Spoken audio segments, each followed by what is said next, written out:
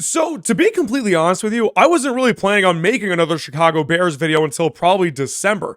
But then we lost to the 2-7 New England Patriots, we fired our offensive coordinator, and then we've gotten some very disturbing alleged reports about what some veterans on the team wants, and now I have to talk about them. So before we get into all of that, what's good guys, it's Demi M7. Thank you so much for clicking on this video. Hit that like button, hit that subscribe button, and you're gonna have a wonderful weekend, I know it. Yeah, it's pretty safe to say that the Chicago Bears season has not gone how most of us were hoping it would have gone. As it stands right now, the Chicago Bears are 4-5, and frankly speaking, have not looked good all season long. And I know we had a couple of really good games. I'll get to that in a second. But after these first 9 games, I think that there are 3 main issues with the Chicago Bears right now. Not that they can't be fixed down the road, they absolutely can be. But as it stands right now, these are the 3 issues. Number 1, and I have to say it, is Caleb Williams. Number 2 is the offensive line.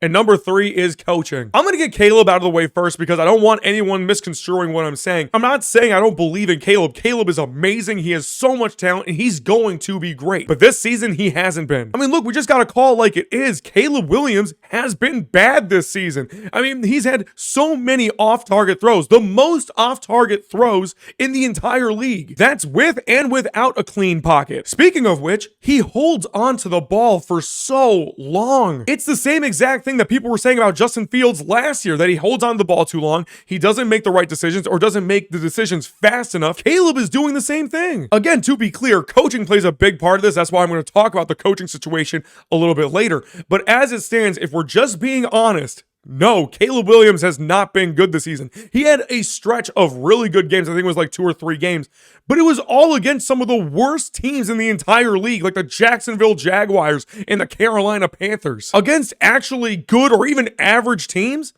he hasn't been good, plain and simple. Now, the offensive line is something that was really, really bad early in the season. It has gotten a little bit better as the season has went along, but still nothing great, still not even good for the most part. At this point in the season, I'm not really sure if it's anything that can be addressed right now, but it's still, it's something that really does need to improve. We've been saying it for a while now. Ryan Poles, a GM who's been an offensive lineman, I don't understand how this hasn't been a priority yet. But now we're getting to that third thing, for what for me is like the main piece of all this.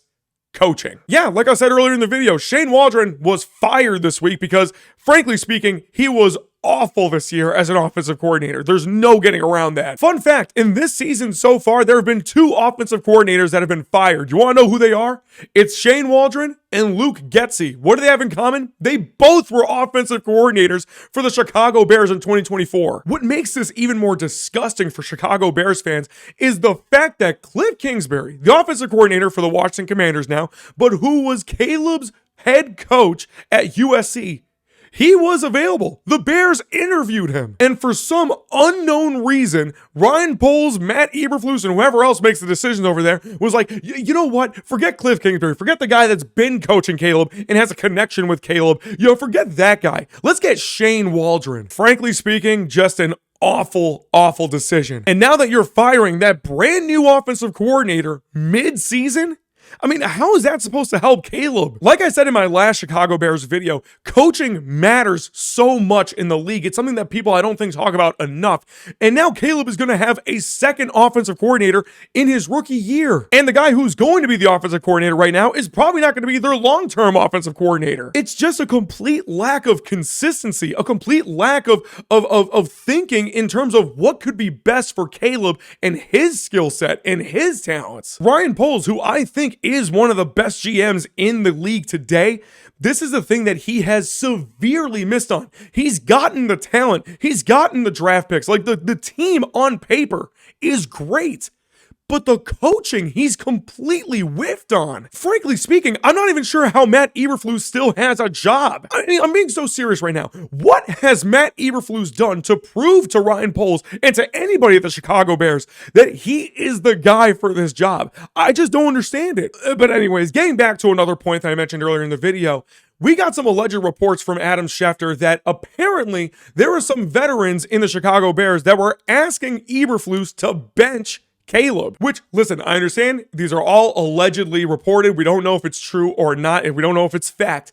But if that's the case, if there were actually veterans on the Chicago Bears roster that went to Eberflus and said, you know what, man, just bench this kid. Let's get Tyson Bagentton instead. What on earth is wrong with you guys? So you mean to tell me that because Caleb Williams hasn't hit the ground running, throwing like 20 touchdowns and 5 interceptions for the year so far, that means the kid has to get benched? No, let the guy develop. Let him go through these growing pains. That's what rookies have to do, especially number 1 overall picks. Not to mention, if that's true, if they said that, what does that say about the culture in the Chicago Bears? Just giving up on your number 1 overall pick after 9 games of the season? It's just not a good look. None of it is a good look. And again, just to reiterate, Harbaugh was available as a head coach. Okay, Harbaugh was there, and Cliff Kingsbury was there for an offensive coordinator. We could have had them, and who knows how much better Caleb and this team would have looked right now. Because the biggest bright spot of the Chicago Bears this season has actually been their defense.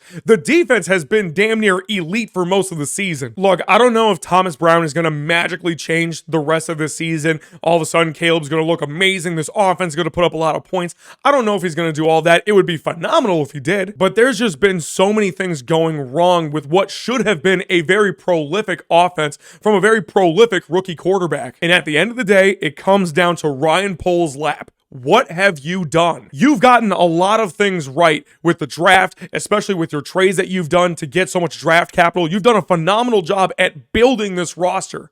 But what you have failed on is coaching. You have got to get the right guys for the job to help Caleb be the best possible version of himself that he could be. I don't know. That's just all I have to say about it. But let me know in the comments what you guys think. Let me know. Let's chop it up in the comments. And until next time, peace.